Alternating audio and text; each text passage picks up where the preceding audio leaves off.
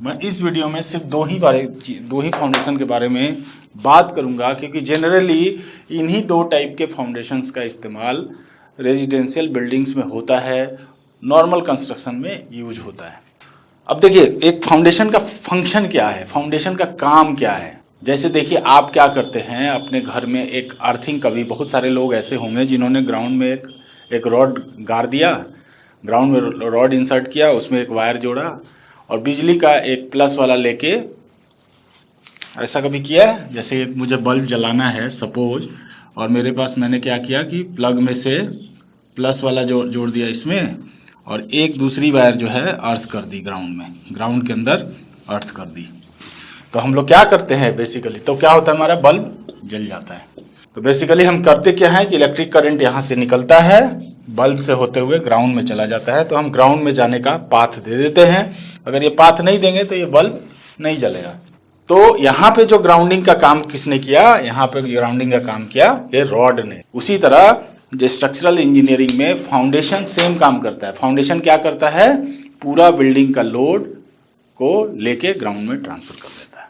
तो ये तो मैंने थोड़ा सा आपको एग्जांपल देने की कोशिश की, आपने इसको कोरिलेट किया तो अच्छी बात है, नहीं किया तो भी कोई बात नहीं है। तो देखिए क्या होता है, बिल्डिंग कोई भी चीज़ है, कोई भी लोड है अगर कहीं पे, तो अल्टीमेटली उसको जाना पड़ेगा ग्राउंड में। अगर ग्राउंड में वो नहीं जा पाएगा तो चीज़ें ब्रेक हो जाएंगी, है ना। तो जैसे देखिए, जैसे मान लीजिए कि हमारा ये स्लैब है, मैं बेसिक स्ट्रक्चर बनाता हूँ, ये स्लैब है और इससे मैंने 2 कॉलम जोड़ दिया, ठीक है, और 2 कॉलम जोड़ के मैंने इसमें फाउंडेशन में डाल दिया। यहाँ ग्राउंड, ये फाउंडेशन है मान लीजिए, और इस पे मैंने कोई भी लोड लगाया P। अब ये लोड क्या होगा, यहाँ से ट्रेवल करेगा इधर, इधर से ट्रेवल करेगा इधर, इधर करेगा फाउंडेशन में, और फाउंडेशन से ट्रेवल करके धीरे से ग्राउंड में चला जाएगा। उसी तरह इधर से ऐसा होगा। अब इसमें से कोई भी कंपोनेंट इस लोड को ट्रांसफर करने में सक्षम नहीं होगा तो वो फेल हो जाएगा, नहीं ब्रेक हो जाएगा। मान लीजिए ये बीम है, ऊपर वाला टॉप बीम है, ये बीम ही इस लोड को यहाँ तक नहीं पहुँचा पाएगा तो यही टूट जाएगा। तो बीम भी मजबूत होना चाहिए ताकि वो इस लोड को यहाँ तक पहुँचा दे, कम से कम कॉलम जॉइंट तक। फिर कॉलम जॉइंट से ये लोड को कौन सा ले लेगा, कॉलम ले लेगा। अब अगर कॉलम ही सक्षम नहीं होगा इस लोड को ट्रांसफर करने में तो कॉलम टूट जाएगा। तो कॉलम भी उतना मजबूत होना चाहिए, और कॉलम जो है इसको कहाँ तक पहुँचा देगा, फाउंडेशन तक। अभी अगर फाउंडेशन इस लोड को ग्राउंड तक ले जाने में सक्षम नहीं होगा तो ये टूट जाएगा। तो फाउंडेशन भी एडिक्वेट मजबूत होना चाहिए, है ना। और ग्राउंड में जो क्या है, नियर बाई एरिया में क्या है आपका, जो सॉइल टच कर रहा है ना। फाउंडेशन के नीचे तो जमीन होगी ना, जमीन मिट्टी होगी, और अगर वो मिट्टी जो डायरेक्ट लोड ले रही है, वो मिट्टी क्या करेगी, पहले पूरा लोड लेके धीरे धीरे डिस्ट्रीब्यूट कर देगी ग्राउंड को।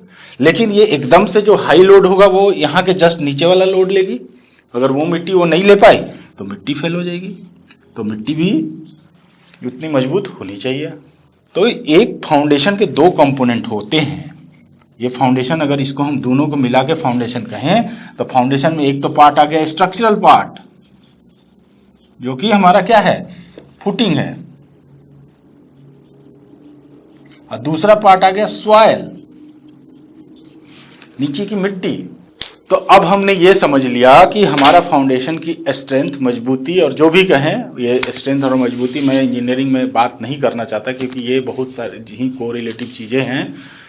लेकिन फिर भी एक साधारण बोलचाल की भाषा में अगर हम कहें तो एक फाउंडेशन की मजबूती 2 चीज़ों पे डिपेंड करेगी, एक तो स्ट्रक्चरल पार्ट पे और दूसरा सॉइल वाले पार्ट पे। यानी अगर फाउंडेशन तभी मजबूत हो सकता है जब वहाँ की मिट्टी भी मजबूत हो और वहाँ का फाउंडेशन भी मजबूत हो। अब यहाँ पे आता है इंजीनियर का रोल, क्योंकि देखिए मिट्टी को तो आप बदल नहीं सकते हैं। आपका लैंड है, वहाँ पे आपको घर बनाना है, वहाँ लैंड के पास कोई मिट्टी होगी। There are several types of soil available, है ना, कई तरह की मिट्टी होती है, और हर मिट्टी का जो मजबूती है कम ज़्यादा होता रहता है। तो इसके लिए अगर कोई इंजीनियरिंग प्रोजेक्ट है तो उसके लिए क्या करते हैं, सॉइल टेस्ट करते हैं, बहुत इंपॉर्टेंट है। सॉइल टेस्ट करते हैं, और इसको और ज़्यादा इंजीनियरिंग लैंग्वेज में कहें तो कहते हैं जियो टेक्निकल इन्वेस्टिगेशन। तो जियो टेक्निकल इन्वेस्टिगेशन किया जाता है ग्राउंड में। वो कैसे करते हैं, वो क्या करते हैं कि ग्राउंड के अंदर बहुत सारे बोर होल करते हैं, 10-10, 15-15 मीटर का, और बोर होल करके हम वहाँ अंदर देखते हैं कि उसके अंदर कौन कौन से लेयर हैं, मिट्टी के कैसे उसमें पार्टिकल्स हैं, सॉइल के कैसे पार्टिकल्स उसके अंदर हैं। पहला तो हम ये जांच करते हैं, उसके बाद हम लोग लेबोरेटरी में बहुत सारे टेस्ट वगैरह करते हैं, और उससे हमें पता चल जाता है कि सॉइल के किस लेयर में कितने मजबूती है। 2 मीटर, 1 मीटर डेप्थ पे कितनी मजबूती मिल जाएगी, 2 मीटर डेप्थ पे कितनी मिल जाएगी, 3 मीटर डेप्थ पे कितनी मजबूती मिल जाएगी। और ये डेटा हमें सॉइल इंजीनियर क्या करता है, एक रिपोर्ट बना के स्ट्रक्चरल इंजीनियर को दे देता है। स्ट्रक्चरल इंजीनियर उस डेटा के हिसाब से फिर वो फाउंडेशन का जो स्ट्रक्चर वाला पार्ट है उसको डिजाइन करता है या डिसाइड करता है कि कितना, पहले तो उस रिपोर्ट के हिसाब से ही डिसाइड करता है कि कौन सा टाइप होगा, पाइल होगा या फुटिंग होगा।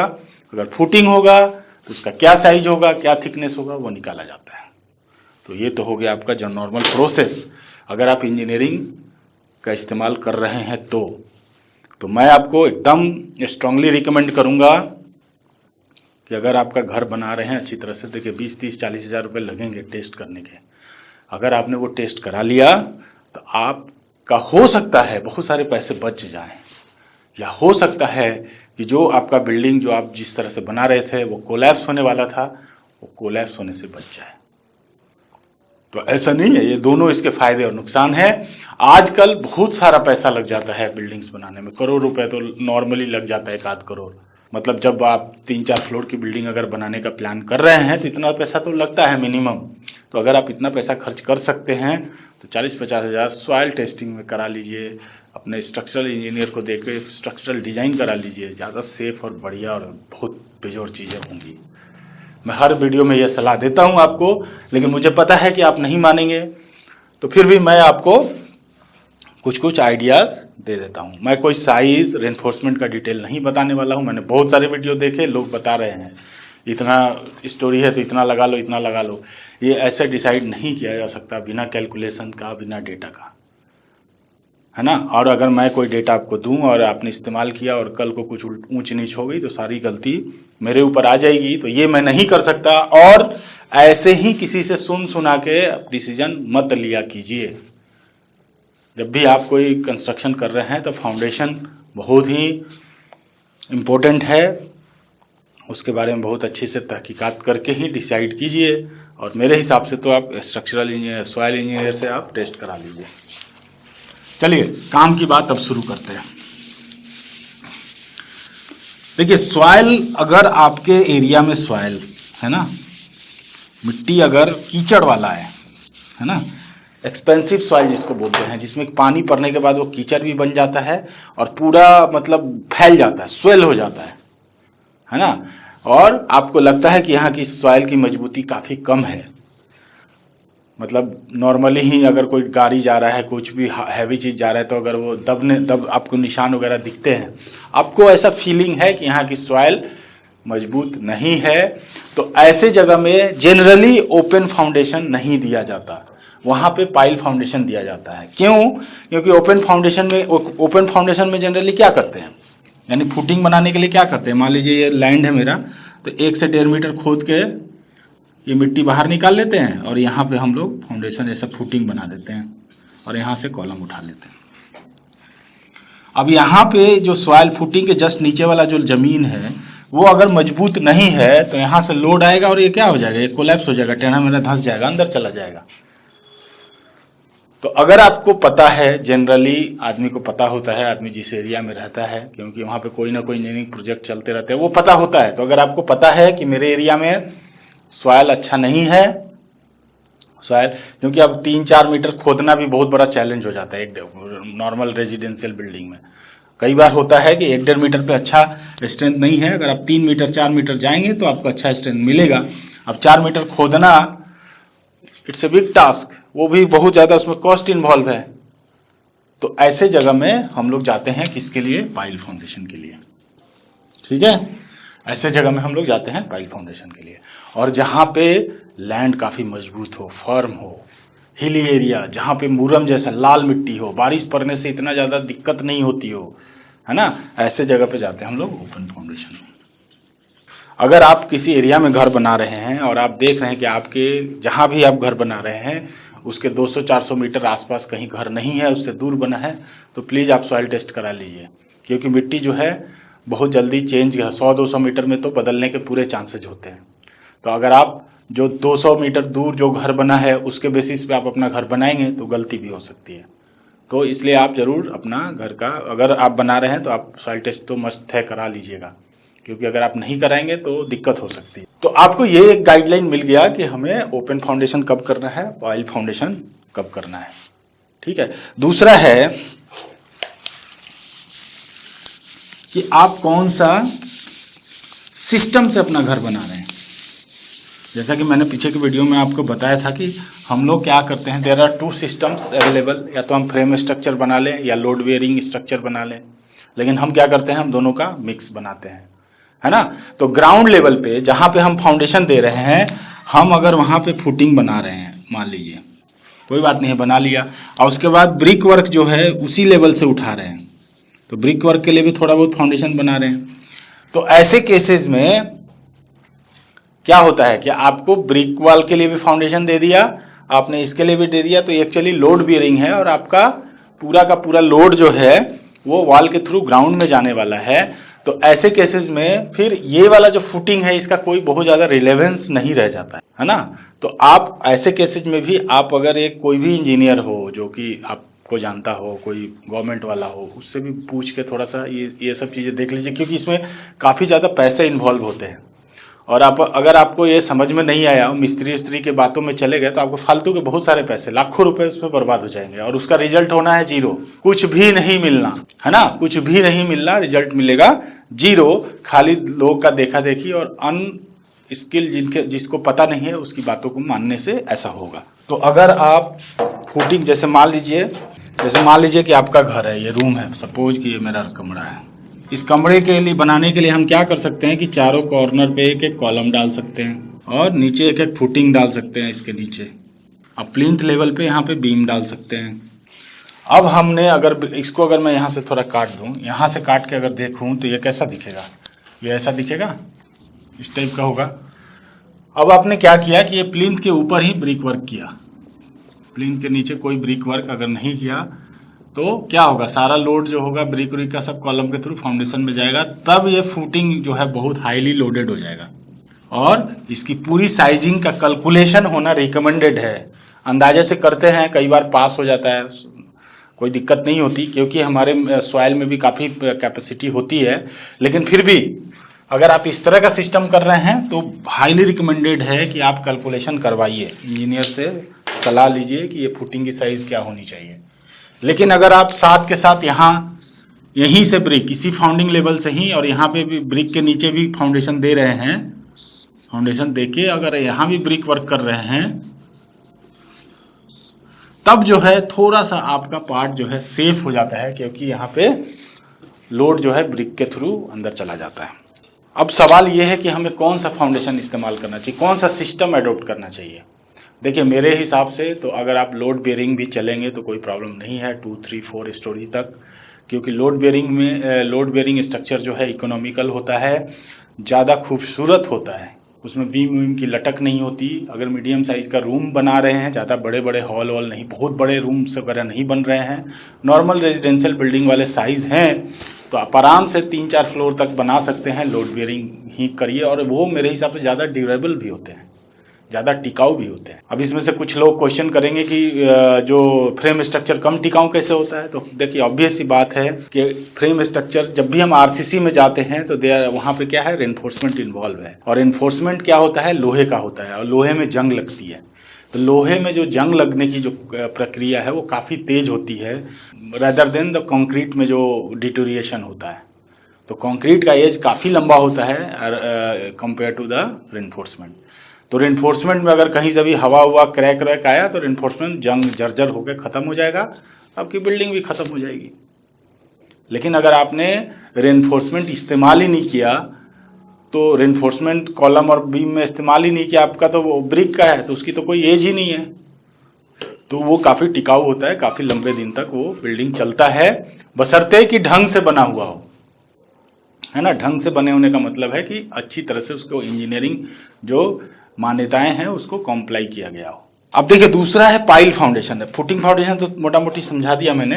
अब पाइल फाउंडेशन क्या होता है कि जब हमारा सॉइल कमजोर होता है और या सॉइल का जो हार्ड स्टार्टा, स्टार्टा का मतलब लेयर्स, जैसे मान लीजिए ये मेरा ग्राउंड लेवल है और नीचे यहाँ पे है हार्ड स्टार्टा 4 मीटर नीचे, तो हमें लोड तो यहाँ ट्रांसफ़र करना है। ये बीच वाला मिट्टी बहुत ख़राब है, ये लोड ले ही नहीं सकता, तो हमें क्या करना है, लोड को यहाँ पहुँचाना है।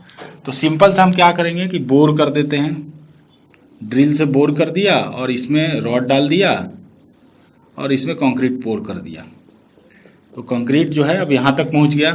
अब इस पे जब कोई लोड आएगा तो वो लोड कहाँ जाएगा, इस हार्ड स्टार्टर में ट्रांसफ़र होकर ग्राउंड में चला जाएगा।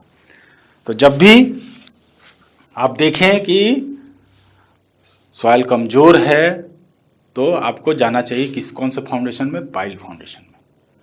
अब जब आप पाइल फाउंडेशन में जा रहे हैं तो नॉर्मली जब आपका बिल्डिंग बहुत ऊंची होती है और काफ़ी ज़्यादा लोड होता है तो सिर्फ एक पाइल नहीं, कंबाइंड सिस्टम ऑफ पाइल का देना पड़ता है, कम से कम 3 पाइल। तो ऐसे नीचे गया तो यहाँ पे कम से कम 3 पाइल डालनी पड़ेगी आसपास, और उसके ऊपर एक आपका पाइल कप बनेगा और तब यहाँ से कॉलम उठेगा, तब जाके ये प्रॉपर फाउंडेशन होता है। तो अगर हम इसका प्लान देखेंगे तो प्लान आपका करीब करीब ऐसा दिखेगा, 1 2 3 पाइल। तो ये होता है, ये मोमेंट रजिस्ट करने वाला पाइल सिस्टम होता है, जिसमें काफ़ी मोमेंट अगर आ रहा है तो फिर हमें ऐसे 3 पाइल सिस्टम करना पड़ेगा और पाइल कैप देनी पड़ेगी। तो वो काफ़ी कॉस्टली अफेयर होता है पाइल फाउंडेशन में अगर हम मल्टी पाइल सिस्टम में जा रहे हैं। लेकिन अगर आप सिंगल पाइल सिस्टम में जा रहे हैं कि आपने ये बिल्डिंग बनाई और एक पाइल यहाँ दे दिया, एक पाइल यहाँ दे दिया, केवल पाइल को आपने बीम से बांध दिया, ऐसे केसेज में कई बार पाइल फाउंडेशन का जो सिस्टम होता है वो सस्ता भी हो सकता है। तो सस्ता महंगा तो चलो दूर आगे की बात है। सबसे पहले हमें तो सही सिस्टम अडॉप्ट करना चाहिए। सही सिस्टम अडॉप्ट नहीं करेंगे तो हमारा बिल्डिंग का जो लाइफ है कम हो सकता है, खतरनाक हो सकता है, कोलैप्स हो सकता है, बहुत सारी दिक्कतें हो सकती हैं। कई सारे आप सुनने गाहे बगाहे आप सुनते रहे होंगे कि कहाँ पे कहीं कहीं पे ये कोलैप्स हो गया, पूरी की पूरी बिल्डिंग कोलैप्स हो गई। वो इसीलिए होता है कि उनका फाउंडेशन एडिक्वेट नहीं होता है। तो आप हमेशा अपने बिल्डिंग पे फाउंडेशन पे ध्यान दीजिए कि फाउंडेशन एडिक्वेट बनाएं, फाउंडेशन थोड़ा ज़्यादा मजबूत बना दे, डजेंट मैटर, क्योंकि ऊपर का प्लान कब चेंज हो जाए, कब मूड बदल जाए, आप और एक फ्लोर बनाना चाहें, फाउंडेशन कमज़ोर होगा तो आप ऐसा नहीं कर पाएंगे। और 1 2 गलतियां हम लोग करते हैं जो एक्सकवेशन करते हैं, तो एग्जिस्टिंग बिल्डिंग के पास में बहुत आराम से खोद देते हैं। थोड़ी सी बात मैं बता देता हूं आपको, जो नॉन इंजीनियर्ड हैं या इंजीनियर जो भी हैं। देखिए क्या है कि मान लीजिए ये कोई एग्जिस्टिंग बिल्डिंग है, ऑलरेडी एग्जिस्टिंग बिल्डिंग है। अब आजकल क्या होता है कि घर बहुत पास पास में बनते हैं, है ना। अब हमें तो पता नहीं है कि इस बिल्डिंग की फाउंडेशन कितनी डेप्थ में गई है, कौन सा फाउंडेशन है, इतना पता हमें तो होगा नहीं, वो पता नहीं कब बना है। और हमें अपना यहाँ पे अपना कंस्ट्रक्शन करना है। अब मान लीजिए कि हमें ओपन फाउंडेशन करना है, बेसमेंट बनाना है, पूरा खोदना है। हमने क्या किया कि ये पूरी मिट्टी ऐसे खोद तो दी, लेकिन पता चला कि हमने खोद दी 3 मीटर, सपोज एक एग्जाम्पल दे रहा हूँ, और इनका फाउंडेशन का लेवल 1.5 मीटर ही था, ठीक है। तो जैसे ही हम 1.5 मीटर के नीचे जाएंगे तो ये सॉइल क्या होगा, अनसपोर्टेड हो जाएगा और ये सॉइल जो है वर्टिकल नहीं रह पाएगा। अगर हम ऐसा करके काटते, थीटा एंगल पर काटते, जहां थीटा क्या है, एंगल ऑफ फ्रिक्शन है,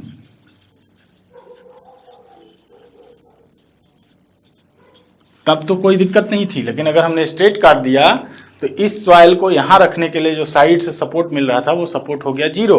अब ये सॉइल यहाँ से निकल जाएगा, निकलने के बाद ये क्या होगा, ये इसको कोई सपोर्ट ही नहीं मिलेगा, तो ये वाली बिल्डिंग कोलैप्स कर जाएगी। और ऐसा कई बार देखने को मिला है। तो इस चीज़ का हमेशा ध्यान रखिए, ऐसे खोद मत दीजिए। अगर एकदम खोदने की ज़रूरत है तो यहाँ पे हमें डालना पड़ेगा सीट पाइल। सीट पाइल का मतलब क्या है कि एक सीट जैसा, एक सीट को ठोक देंगे, उसके पहले साइड में पहले ठोक देंगे काफ़ी। अगर हमको 3 मीटर खोदना है तो 4 मीटर तक इसको ठोक देंगे, तब ये, और इसको भी कहीं पे एंकर कर देंगे ताकि इधर वाले सॉइल को ये पूरा प्रोटेक्ट करे। और तब हम यहाँ से मिट्टी निकालेंगे, तब हमारा कंस्ट्रक्शन ऐसे केसेस में सेफ हो पाएगा। नहीं तो कोलैप्स बहुत सारे होते रहते हैं। तो कैसी लगी ये हमारी बातचीत? इसमें मैंने कुछ ज़्यादा टेक्निकल बताया नहीं, बस एक इन्फॉर्मेशनल वीडियो था आपकी आंखें खोलने के लिए। अगर आप समझ पाए कि आपके बिल्डिंग का फाउंडेशन वाला पार्ट कितना इम्पोर्टेंट है तो मेरा पर्पस सॉल्व हो गया। आप थोड़े से अब मैं चाहता हूं कि मेरा कंट्री, पूरा देश थोड़ा सा टेक्निकल हो जाए और इन सब चीज़ों में बहुत ही स्ट्रॉन्ग टेक्निकल सलाह लेके ही काम करें। बहुत मोटा पैसा इन्वॉल्व है, इसको बिना एक्सपर्ट की राय के खर्च मत करिए। कई बार बर्बाद भी हो जाता है पैसा। कई बार क्या करते हैं, आप अननेसेसरी पैसा लगाते हैं जिसका कोई मतलब नहीं होता। कई बार आप ऐसे जगह पैसा बचा लेते हैं, बचाने की कोशिश करते हैं, जिसकी वजह से आपकी बिल्डिंग पूरी गिरने की संभावना रहती है। और एक टिप देता हूं मैं आपको, हमेशा जो रेनफोर्समेंट आएगा फुटिंग में ज़्यादा आएगा, स्लैब में कम आएगा। स्लैब में इसलिए कम आएगा कि स्लैब में तो बहुत माइनर से लोड्स होते हैं, लेकिन फुटिंग में क्या होता है, पूरी बिल्डिंग का लोड कलेक्ट होकर फुटिंग से ट्रांसफर होता है। तो फुटिंग में ज़्यादा सरिया डलेगा, स्लैब में कम सरिया डलेगा। तो ये कॉन्सेप्ट अगर आपका उल्टा है तो उसको अभी भी उल्टा कर लीजिए। मैंने कई बार देखा है कि लोग स्लैब में बहुत ज़्यादा सरिया डालने की कोशिश में रहते हैं और फाउंडेशन में सरिया चुरा लेते हैं। ऐसा नहीं। कितना लगेगा, क्या लगेगा, ये तो कोई इंजीनियर बताएगा, लेकिन ये मैंने एक आपको थंब रूल बताया। वीडियो कैसा लगा मुझे कमेंट में लिख के ज़रूर बताइए। आपका कोई दोस्त, साथी, रिश्तेदार घर बना रहे हैं तो उनको टैग करिए, इस वीडियो को शेयर करिए फेसबुक के थ्रू, व्हाट्सएप के थ्रू, और इस वीडियो को वायरल करिए। वीडियो अच्छा लगा तो लाइक भी कर दीजिए। नए गलती से आ गए हैं तो चैनल को सब्सक्राइब करके बेल बटन दबा दीजिएगा। मिलते हैं ऐसे ही किसी वीडियो में, तब तक के लिए बाय बाय।